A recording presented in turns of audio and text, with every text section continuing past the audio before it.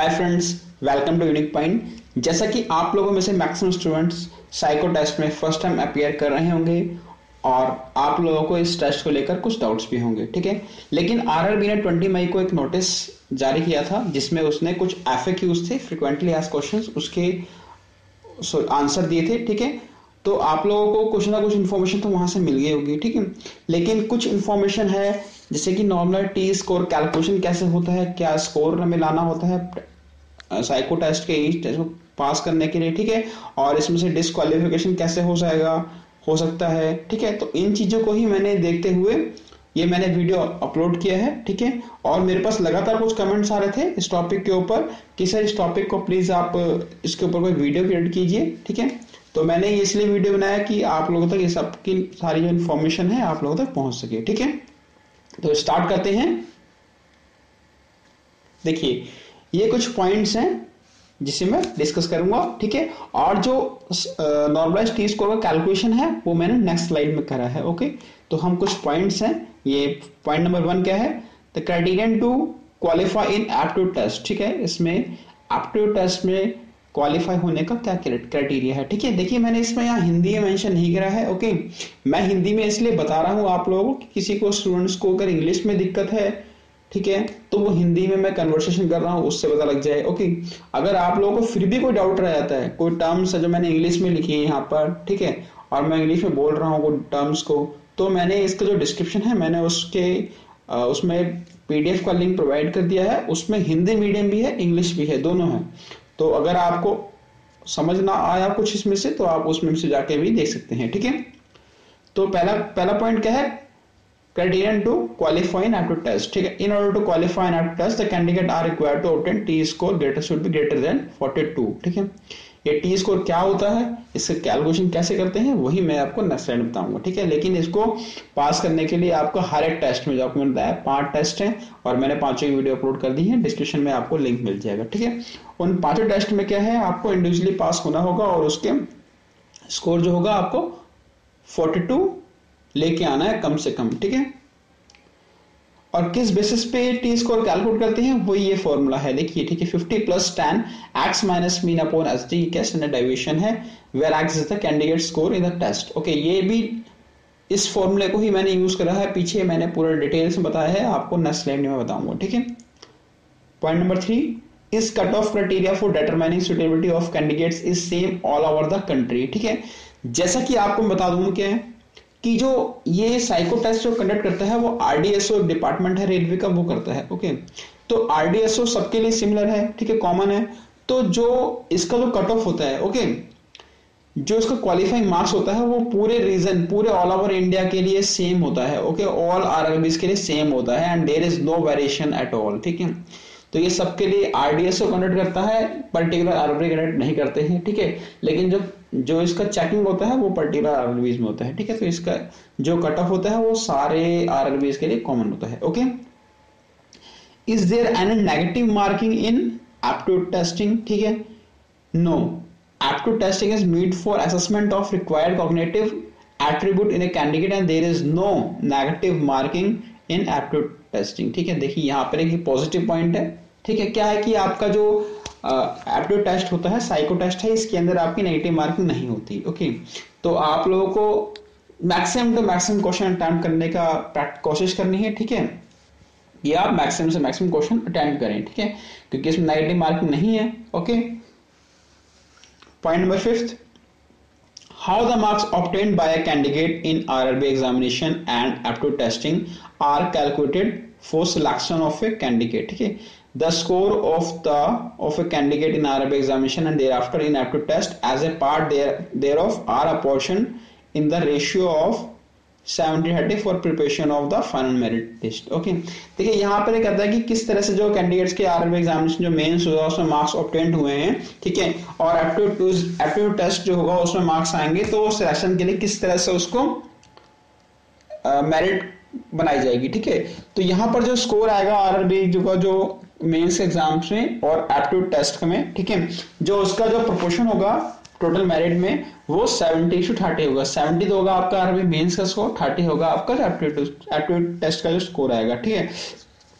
वो जो जितने भी ठीक है, जो जितने इंडिविजुअल सेक्शन होंगे, टेस्ट होंगे, उनको किस तरह से 30, ठीक है, जो 30 का रेशियो उसमें कैसे कन्वर्ट करके कैसे उसमें मार्किंग करी जाएगी, वही मैंने नेक्स्ट स्लाइड में मैं सबको सब कुछ बताऊंगा। ओके, तो मूव करते हैं नेक्स्ट स्लाइड के ऊपर। ठीक है, ये है टी स्कोर कैलकुलेशन। ठीक है, जैसे बताया नॉर्मलाइज टी स्कोर कैलकुलेशन, किस तरह से नॉर्मलाइज टी स्कोर कैलकुलेट करा जाता है। Okay okay, how to calculate T score and the composition score of candidate in aptitude test. Composition score वो है जो मैंने बताया आपको 30 में से जो आपके मार्क्स आएंगे, जैसे मान लीजिए 5 टेस्ट सेक्शन, 5 जो आपके सेक्शन है उसका टेस्ट हुआ, आपको जो मार्क्स आए, फिर उन मार्क्स को आपको जो आउट ऑफ 30, ठीक है, 30 में से कैलकुलेट किया जाएगा, तो उसे कंपोजिट स्कोर कहेंगे। ओके, अब बताएंगे नीचे कैसे कैलकुलेट करते हैं।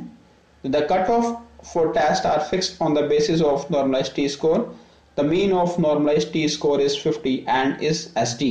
एसडी यहाँ पर क्या है, स्टैंडर्ड डेविएशन है, इज 10। ठीक है, ये 50 हो गया, ये 10 हो गया, ये आरआरबी, ये ठीक है, यही फॉर्मूला यूज करता है साइको टेस्ट के जो नॉर्मलाइज्ड टी स्कोर कैलकुलेट करने के लिए। यहाँ हमेशा हमेशा कांस्टेंट 50 ही रहेगा, वो मीन एज ए 50 ही कंसीडर करेगा, और स्टैंडर्ड डेविएशन का जो है वो 10 लेता है वो अपने टी स्कोर के लिए। Okay, the basic parameters are required to calculate T score are mean, band deviation, standard deviation calculate from normalized sample.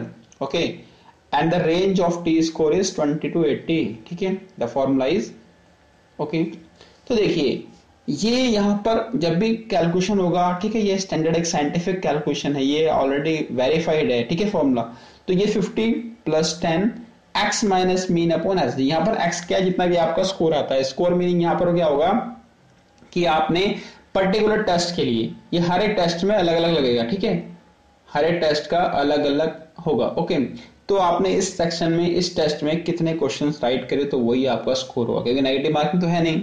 ठीक है, मान लीजिए 25 क्वेश्चन थे, आपने 20 क्वेश्चन करेक्ट करे तो आपका स्कोर आ गया 20। ओके, ठीक है, और यह मीन है।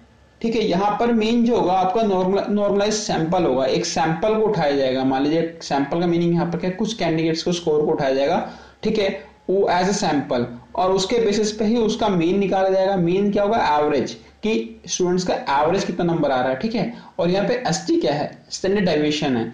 स्टैंडर्ड डेविएशन का मीनिंग क्या है यहाँ पर, कि जो आपके, जैसे मान लीजिए आपका मीन आ गया, ठीक है, तो जो मीन या एवरेज दोनों सेम चीज है। एवरेज मान लीजिए, आप लोकल लैंग्वेज में एवरेज बोलता हूं, जो एवरेज आया मान, ठीक है, तो जो एवरेज आया, तो जो अदर स्टूडेंट्स, जो अदर सैंपल्स हैं, ठीक है, वो सैंपल जो मीन है उसके कितने नियर बाय हैं। ठीक है, अगर वो नियरली क्लोज होंगे, मान लीजिए एवरेज मेरा 50 आता है, ओके, और बाकी जो मार्क्स आ रहे हैं वो 52, 53, 57, 56, तो ये नियरेस्ट हो गए। जब नियर होंगे तो जहां पर स्टैंडर्ड डेविएशन कम होगा, ओके, जब ज्यादा होगा तो स्टैंडर्ड डेविएशन ज्यादा होगा। ठीक है, तो स्टैंडर्ड डेविएशन का रोल यहाँ पर क्या है कि बताने का, यहाँ पे ये चीज बताएगा कि इस रेंज की मीन्स क्या है कि आपकी इतना आसपास में एवरेज जो स्कोर है उसके पास में कितने कैंडिडेट का स्कोर है। ठीक है, ओके, तो इसीलिए इसका यूज करा गया है, और इसी से ही नॉर्मलाइजेशन इफेक्ट होता है काफी ज्यादा। ठीक है, हम लोग जैसे जनरली बात करते हैं स्टूडेंट्स,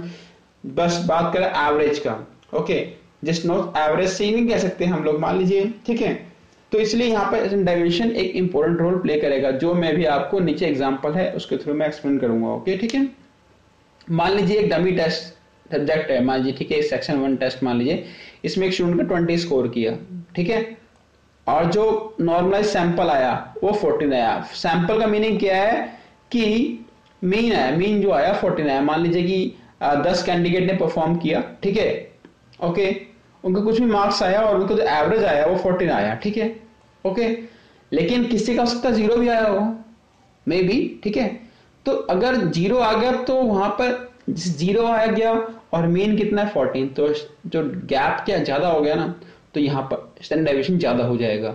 अगर यहीं पे जो मिनिमम वैल्यू है वहीं उसकी मतलब 11, 12 होती है, 9, 10 होती, तो वहां पर स्टैंडर्ड डेविएशन कम हो जाएगा। और जब स्टैंडर्ड डेविएशन कम हो जाएगा तो ये सीधे सीधा इफेक्ट करेगा, टी स्कोर की वैल्यू कम होगा तो टी स्कोर की वैल्यू ज्यादा हो जाएगी, जब ये ज्यादा होगा तो टी स्कोर की वैल्यू कम हो जाएगी। समझ में आया? ठीक है, तो SD standard deviation of test 1 और नॉर्मलाइज सैंपल की जो वैल्यू आई वो 3 आई। ओके, ये इसकी वैल्यू 3 आ गई, और मीन ऑफ टेस्ट 1 और नॉर्मलिटी सैंपल की वैल्यू 14 आ गई। जो मीन निकाला, जो सैंपल्स लिए, ठीक है, कुछ सैंपल, उसके बेसिस 40 आया, 14 आया, और एक कैंडिडेट का जो स्कोर आया था वो 20 आया था, ठीक है। तो इस फॉर्मूले को अप्लाई किया तो यहाँ पर टी स्कोर कितना आ गया, 70 आ गया, ओके। और आपको टी स्कोर चाहिए कितना, 42 चाहिए पास होने के लिए, ठीक है।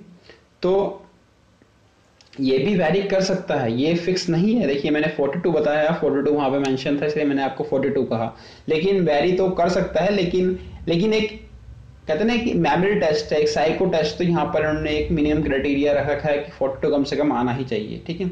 लेकिन आपको बेनिफिट तभी मिलेगा जब आपका मेरिट में नाम आएगा, ओके। आप क्वालिफाई करने से ही सिलेक्शन नहीं हो जाएगा, आपको मेरिट भी लाना है, मेरिट के लिए आपको मैक्सिमम टू मैक्सिमम स्कोर करना पड़ेगा, ठीक है।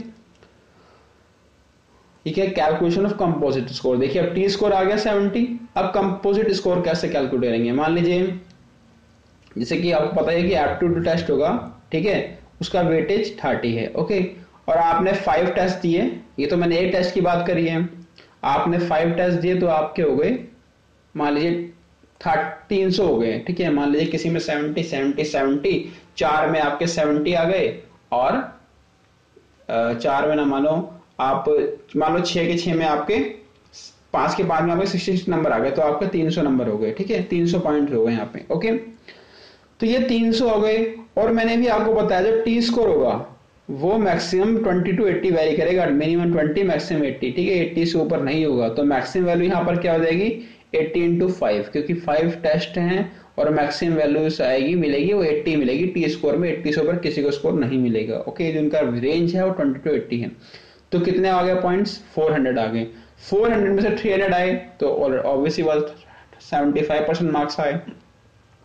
तो अगर हम 30 का 75% निकालना तो 22.5 वैसे भी आ जाएगा, अदरवाइज आपको ऐसे देखना है तो आप ऐसे देख सकते हैं, out of 400 score candidate score 300, तो फिर 30 के लिए आउट ऑफ 30 कितना हो जाएगा, 30 अपॉन 30 इंटू 30 अपॉन में 400 इज 22.5। तो इसका जो कंपोजिट स्कोर आ गया, कंपोजिट के वो 22.5 आ गया, ठीक है।